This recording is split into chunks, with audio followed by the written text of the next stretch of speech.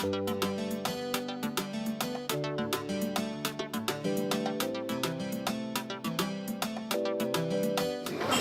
elections turned out to be kind of an upside surprise. So the doomsday scenarios did not pan out.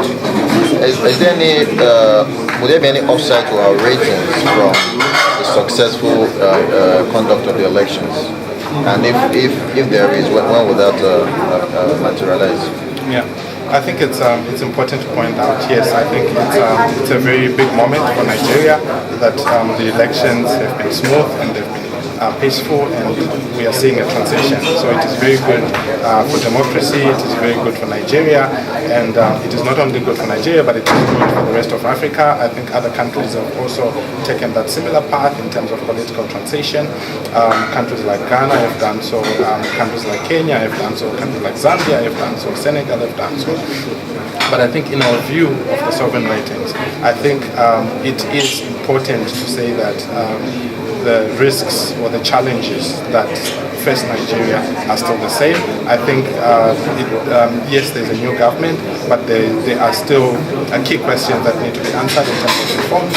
We are still looking at the oil sector reforms through the PIB that needs to be completed. We are looking at reforms around the power sector, reforms around fuel subsidies, and also beefing up of the fiscal buffers that are deteriorated from the excess crude account. So I think outgoing government or incoming government, the key questions that need to be addressed are still there, but I think there is a lot of optimism in the new government, which may help as the government moves to start to address or to at least complete some of the reforms that have been started by the previous administration.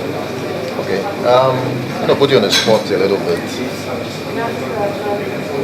Nigeria's rating, is it really justified where it is? I'm saying that, don't you think we deserve a higher rating? Some of my reasons are the external debt to GDP is probably like 2% of the GDP. The domestic debt to GDP is like 12%, but that is in Nairas, which in theory you can always print more Nairas to pay off whatever you borrowed. So the external debt is quite tiny. And we have about $30 billion in foreign reserves. And then when you look at the oil price, oil as a percentage of GDP is probably around 20%. Services about 52, and we have this big informal economy. So I guess my point is, are we overplaying the potential impact of oil, because the country will still grow by average of 4.8 to 5% this year? So what are your thoughts on that? Yes, I think that we were rating Nigeria BB- before the oil price fall, and we have indicated that the fall in oil prices impacts Nigeria on 3 channels.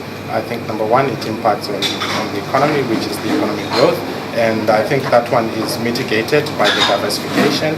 And the second channel as well is the fiscal receipts, which are still predominantly reliant on oil receipts.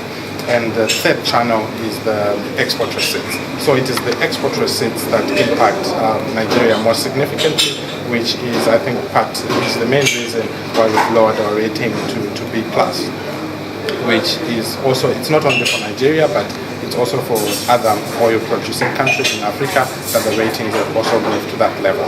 So it is across the spectrum in terms of the oil-producing countries in Africa. We see similar basis. So I think what you are saying in terms of external debt, yes, external debt is low relative to GDP. We have said that, and it's also a factor that is good for Nigeria's rating. But when we rate sovereigns, we look at the willingness and ability to repay debt. And when we do that, we look at a number of factors. We look at 5 factors ranging from institutional factors, economic factors, fiscal, external, and monetary. So it's a whole range we take into account. So you could have a situation of low debt on one side, but you can also have institutional constraints, I think, on the other side, and you can have, I think, fiscal constraints on the other side. So I think on the debt basis, yes, it's low, but in terms of fiscal position as well. Nigeria runs moderate fiscal deficits. Some commodity producing countries run fiscal surplus combined with external surpluses. So we have a rating like we rate Botswana investment grade. Botswana is investment grade because of our views in terms of the institutional governance levels as well as the large fiscal buffers as well as external surpluses, which puts them in a different position. So I think some of those things contribute to how we arrive at a rating level for Nigeria. And on the growth side, you said falling oil will affect the growth one. I mean, over the past year or two, oil GDP has actually been negative, or very low. Yeah. So how does that play out on this? So in terms of the growth story, I think in as much as we have lowered the rating by one category, we've also assigned a stable outlook. And primarily the stable outlook is saying that we believe that GDP growth is going to remain high.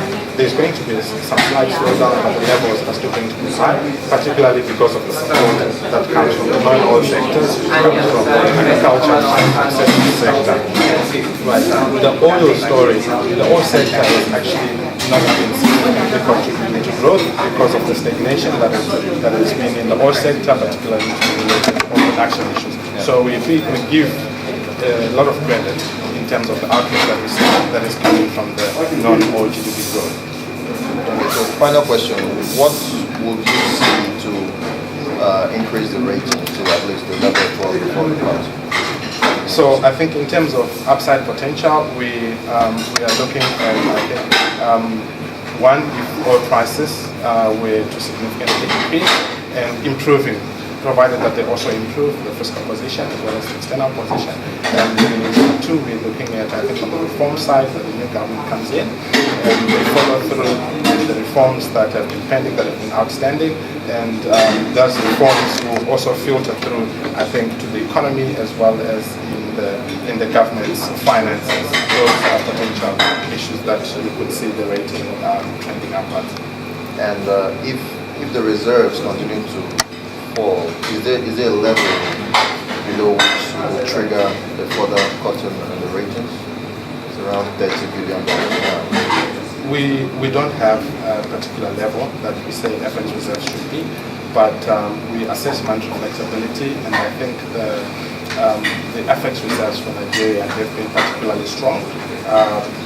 When we upgraded Nigeria, the FX reserves were probably around 45 billion, which were very strong. Today they've declined, but they're still at very strong levels. And so what the decline in reserves, what it does is it reduces the ability of the central bank to influence monetary policy, or to at least intervene in some way to manage the currency. So that we would see through the pressures on the depreciation of the currency, and as well as high inflation, which will reduce the flexibility of monetary policy. Thank you very much.